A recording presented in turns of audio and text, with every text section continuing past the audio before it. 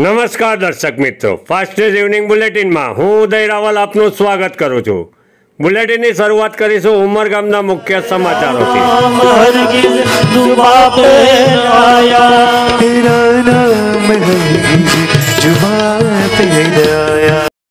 સાબરકાંઠાના બેટાલી ગામે ઉમરગામ તાલુકાના યુવા કથાકાર પૂજ્ય હાર્દિકભાઈ શુક્લની શિવ મહાપુરાણ કથામાં મોટી સંખ્યામાં શિવ ભક્તો કથા શ્રવણ માટે ઉમટી રહ્યા છે। મૂળ બેટાલીના અને ઉમરગામ ખાતે સ્થાયી થયેલા ઈશ્વરભાઈ પટેલ દ્વારા મંદિરના લાભાર્થે કથાનું આયોજન કરવામાં આવ્યું છે। ઈશ્વરભાઈ પટેલના આમંત્રણને માન આપી જય માતાજી સેવા સંઘના સભ્યોએ કથા શ્રવણનો લાભ લીધો હતો। યુવા કથાકાર પૂજ્ય હાર્દિકભાઈ શુક્લએ રાજસ્થાન તેમજ રામેશ્વરમમાં કથાનું આયોજન કર્યું હતું અને આગામી સમયમાં અયોધ્યામાં કથાનું આયોજન કરવા જઈ રહ્યા છે। शिवजी ने पूज रे बजावे रे डमरू डम डम वागे। शिवजी ने पूज रे बजावे रे डमरू डम डम वागे। भुलेश्वर मां डमरू डम डम वागे। भुलेश्वर मां डमरू डम डम वागे।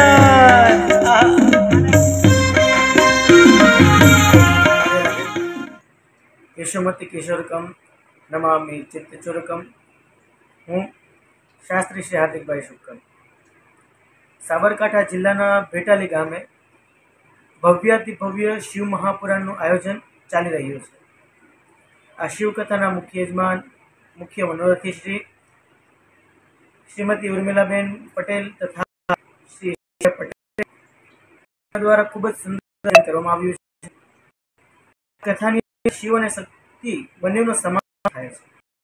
શિવ સમાગમ એટલે કે નવરાત્રના સાતમથી આ શિવ મહાપુરાણ પ્રારંભ થઈ છે, જે આપણું હિન્દુ વર્ષનું નૂતન વર્ષ કહેવાય।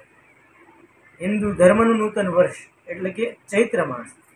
એ ચૈત્ર માસના સપ્તમીના દિવસથી આ શિવ મહાપુરાણ પ્રારંભ થઈ અને ત્યારબાદ હનુમાન જયંતિ એટલે કે આવનારી પૂર્ણિમા, એ પૂર્ણિમાના દિવસે આ કથા વિરામ પામશે।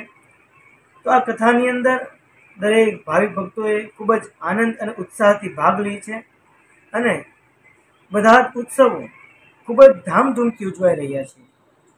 આજુબાજુના વિસ્તારના દરેક ભાવિક ભક્તો આવી અને કથાની અંદર કથાનું ખૂબ જ ભાવથી રસપાન કરે છે। આ કથાની અંદર આજે જ્યારે પંચમ દિવસ, તો આજે એ પાંચમા દિવસમાં શિવવાહ એ ઉત્સવ ઉજવવાનો છે। આ બધા ભાવિ ભક્તોને સાદર નિમંત્રણ છે કે તમે પણ બધા આવી કથાની અંદર શિવ મહાપુરાણ કથાનું રસપાન કરો અને મહાદેવની અલૌકિક કૃપા પ્રાપ્ત કરો। દેવાધિદેવ મહાદેવના પરમ કૃપાથી મારી આવનારી કથાઓ શ્રી અયોધ્યા ધામની અંદર શ્રી રામકથા અને નેપાળ પશુપતિ મહાદેવના સાનિધ્યમાં શ્રીમદ ભાગવત મહાપુરાણનું આયોજન થવા જઈ રહ્યું છે।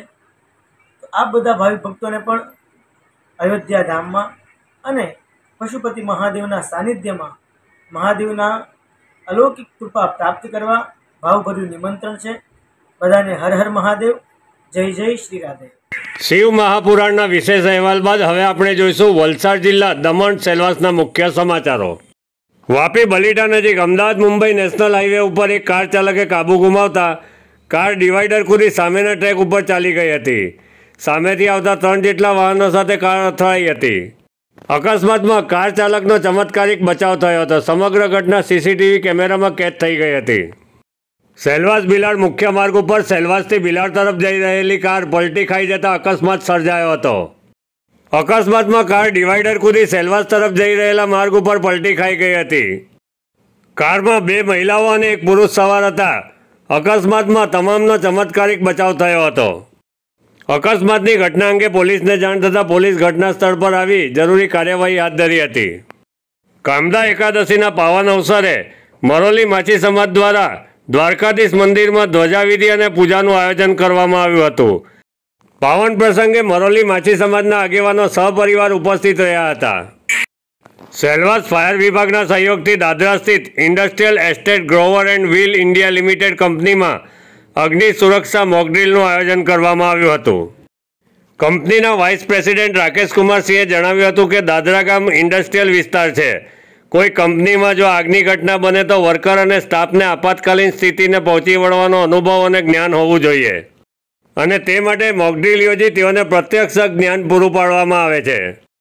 ફાયર વિભાગના અધિકારી શૈલેષભાઈ પટેલે જણાવ્યું હતું કે સુરક્ષા આપણા દરેકની જવાબદારી છે. દુર્ઘટના કેવી રીતે રોકી શકાય તે અંગે મોકડ્રીલ યોજી જાણકારી આપવામાં આવી હતી. વાપી જીઆઈડીસી સ્થિત Mangalam drug and organic limited કંપનીમાં બ્લડ ડોનેટ કેમ્પનું આયોજન કરવામાં આવ્યું હતું. છેલ્લા 15 વર્ષથી કંપની દ્વારા રક્તદાન શિબિરનું આયોજન કરવામાં આવી રહ્યું છે. રક્તદાન શિબિર અંતર્ગત 90 યુનિટ રક્ત એકત્રિત કરાયું હતું.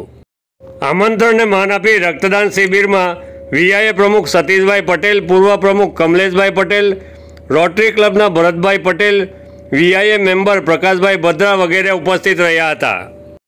નુમા India badminton hall, Balbhavan, Moti Daman ખાતે karate seminar, colour belt gradation અને બ્લેક બેલ્ટ પ્રી ટેસ્ટનું આયોજન કરવામાં આવ્યું હતું. નુમા ઇન્ડિયાના ડાયરેક્ટર આકાશ ઉદ્દેશીએ બ્લેક બેલ્ટ ગ્રેજ્યુએશન માટે પસંદગી પામેલા 6 વિદ્યાર્થીઓને અભિનંદન પાઠવ્યા હતા. ફાસ્ટ ન્યૂઝ ઇવનિંગ બુલેટિનમાં આજે બસ આટલું જ. આવતીકાલે ફરી મળીશું. નમસ્કાર.